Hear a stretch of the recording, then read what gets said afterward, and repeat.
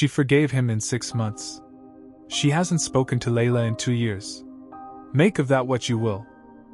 Before any of this, before the birthday party, before the comment that changed everything, you need to understand what Layla was to Priya. Not just a friend. Not just someone she'd known since university. Something more structural than that. The kind of person who exists in your life the way a wall exists in a building. Not decorative. Load-bearing. Priya was 29. She worked in marketing. She was warm, socially capable, the kind of person who made new friends easily, which made it easy for people to miss how much she relied on one specific person for everything that actually mattered. Layla was that person. When Priya's father was sick 2 years ago, she called Layla from the hospital parking lot. Not Daniel. Layla. When she got the promotion she'd been working toward for 3 years, the first text she sent, before Daniel, before her mother, was to Layla. When she couldn't sleep at 2 in the morning and her mind was doing the thing it did when she was anxious, the person she opened WhatsApp to find was Layla. 11 years. That is not a friendship. That is infrastructure. And Layla knew everything, including the one thing Priya didn't. Daniel was 31. He worked in logistics, project management for a company that had offices in 4 cities, which meant he traveled. A lot. 2 to 3 weeks a month, sometimes more. Priya had made peace with this. Or she told herself she had. What she knew, consciously, was that the distance was hard. What she didn't examine too closely was the specific texture of it. The way Daniel's voice sounded slightly different on calls from certain cities. The way he was sometimes harder to reach on Tuesday evenings specifically. The way he came home from trips slightly too cheerful. The way you are when you've rehearsed being normal.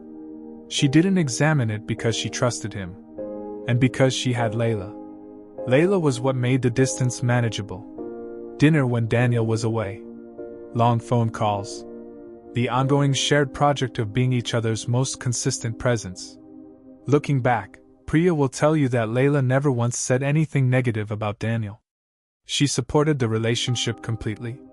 She was kind and warm and present every single time. Looking back, Priya understands why.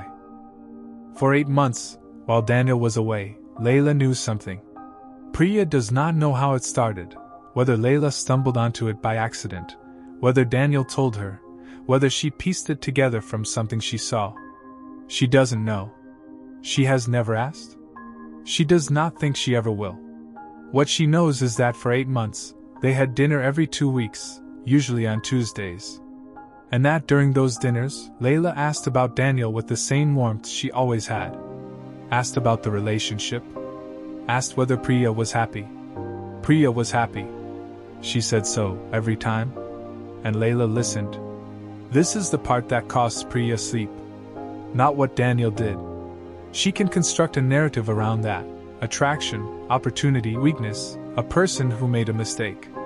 She has anger for it, but it's a manageable shape.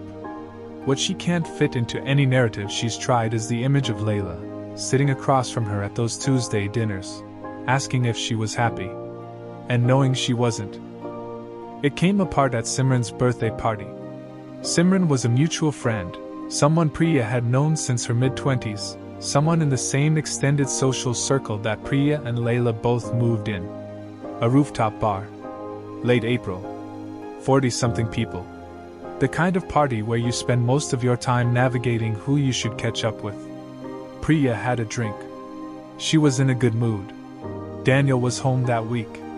She was talking to Simran near the bar, one of those check-in conversations, work, life, plans, when Simran mentioned a trip. Something about Edinburgh. And then, casually, the way you mention something you already know the other person knows. She said, "And you're all good now, right? With everything that happened with Daniel?" It was one sentence. Simran caught herself immediately. Priya watched her catch herself, the slight widening of the eyes, the fast recovery. "I just mean, the work stuff, the travel, all of that." But it was too late. The sentence was already out. "You're all good now, with everything that happened." Priya smiled. She said something forgettable. She excused herself. She went to the bathroom and stood at the sink. She did not yet know what she knew, but she knew something. She stood at the sink for 4 minutes. She knows it was 4 minutes because she watched the time on her phone change. The thing about a sentence like that, "You're all good now, with everything that happened," is that it doesn't tell you anything specific. It just opens a door. And once the door is open, you can't choose not to look through it. She thought about the last 6 months. She thought about Daniel's Tuesday evenings. She thought about a call 2 months ago when he'd sounded strange, and she'd asked if he was tired, and he'd said yes, just tired. She thought about Layla. And there it was. Not a theory. Not a conclusion.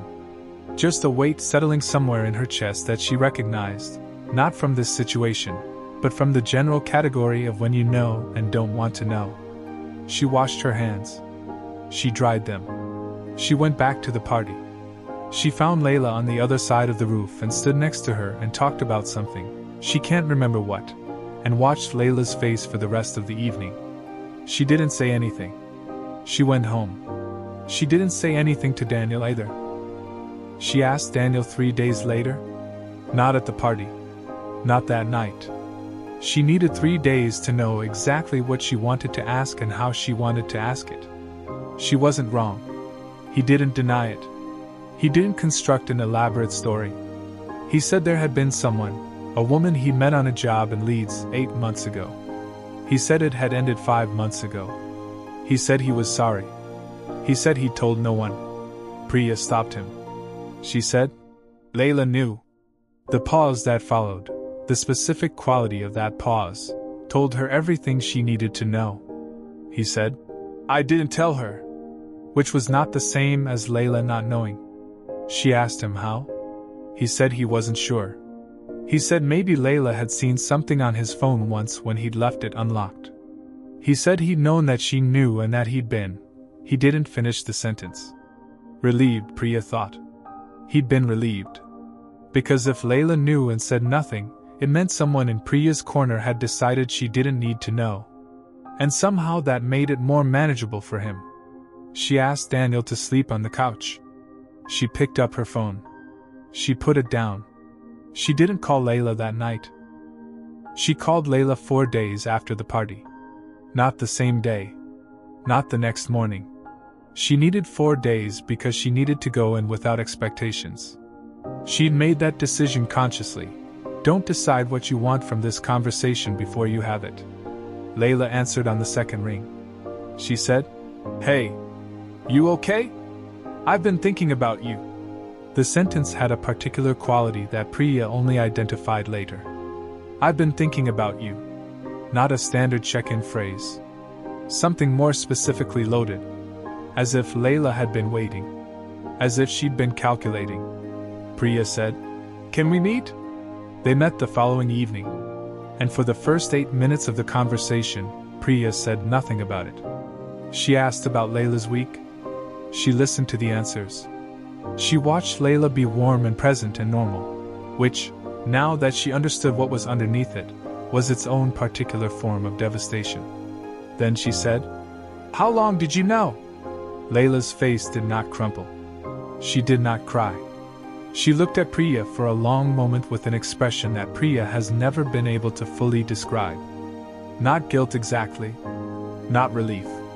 Something between the two. Like a person who has been holding a very heavy thing for a very long time, and has just been asked to put it down. She said, 8 months. Just that. No context. No preemptive explanation. 8 months. What followed was an hour and 40 minutes. Priya can tell you very little of what was said. Not because she wasn't listening, she was.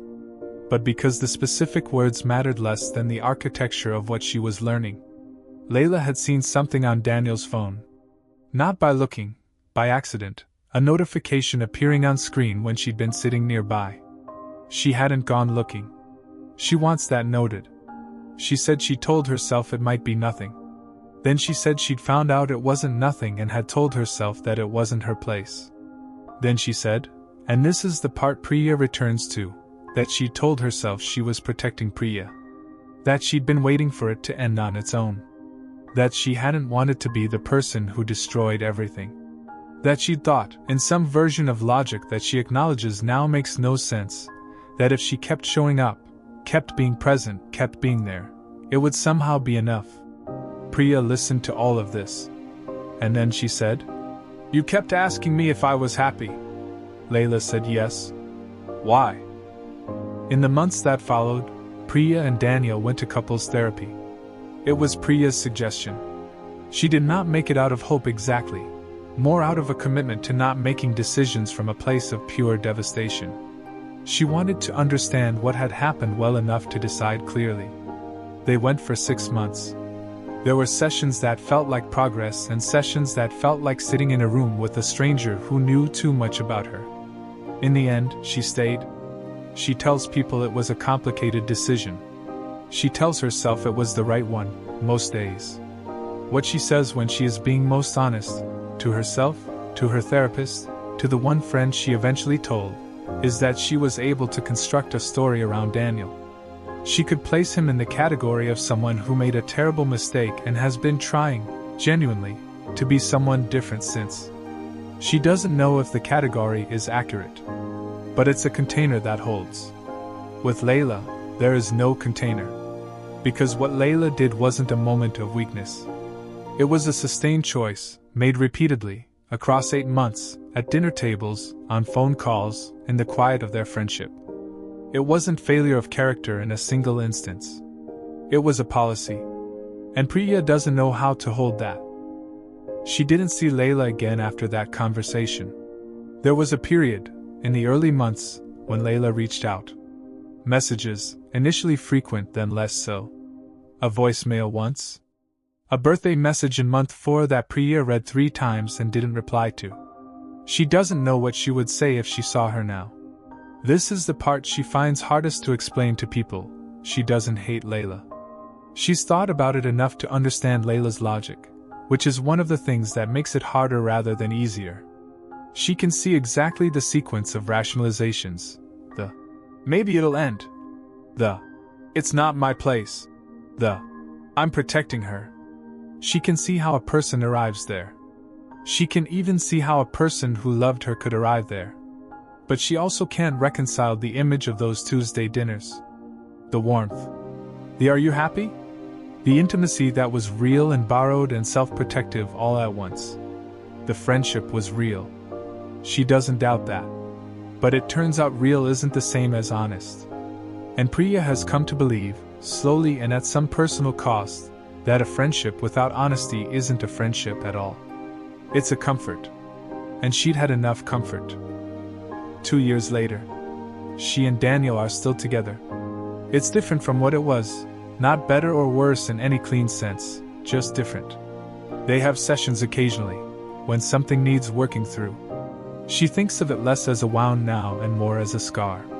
Still there. Still part of the landscape. She has other friends. She always did. She was always someone people were drawn to, always someone who made connection look easy.